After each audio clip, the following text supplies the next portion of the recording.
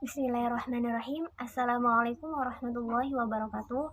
Nama Lilis Kurniati, NIM 1812104143. Baiklah, di sini saya akan sedikitnya memaparkan materi yang berjudul Hakikat Pengembangan Kurikulum. Poin yang pertama yaitu hakikat kurikulum development dengan kurikulum improvement.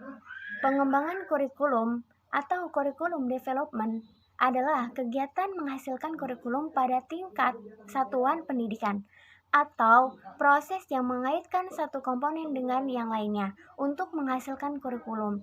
Nah, pengembangan kurikulum atau kurikulum development juga bisa diartikan sebagai kegiatan penyusunan, pelaksanaan, penilaian, dan penyempurnaan kurikulum. Sedangkan perbaikan kurikulum atau kurikulum improvement sering digunakan secara sinonim dengan pengembangan kurikulum, meskipun dalam beberapa kasus perbaikan dipandang sebagai hasil dari pengembangan. Baiklah, selanjutnya yaitu perbedaan kurikulum development dengan kurikulum improvement. Pengembangan kurikulum atau kurikulum development merupakan istilah yang lebih komprehensif, yang meliputi perencanaan, pelaksanaan, dan evaluasi. Nah, sedangkan perbaikan kurikulum atau kurikulum improvement sering digunakan secara sinonim dengan pengembangan kurikulum, meskipun dalam beberapa kasus perbaikan dipandang sebagai hasil dari pengembangan. Baiklah, selanjutnya yaitu urgensi pengembangan dan pembaharuan kurikulum.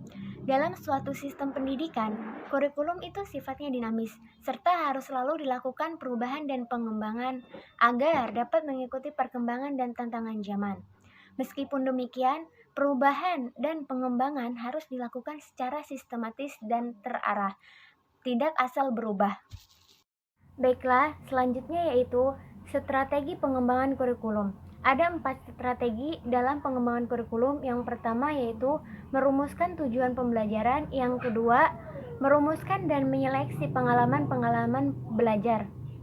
Maksudnya yaitu dalam merumuskan dan menyeleksi pengalaman belajar, hal yang harus dilakukan adalah memahami definisi pengalaman belajar dan landasan psikologi belajar.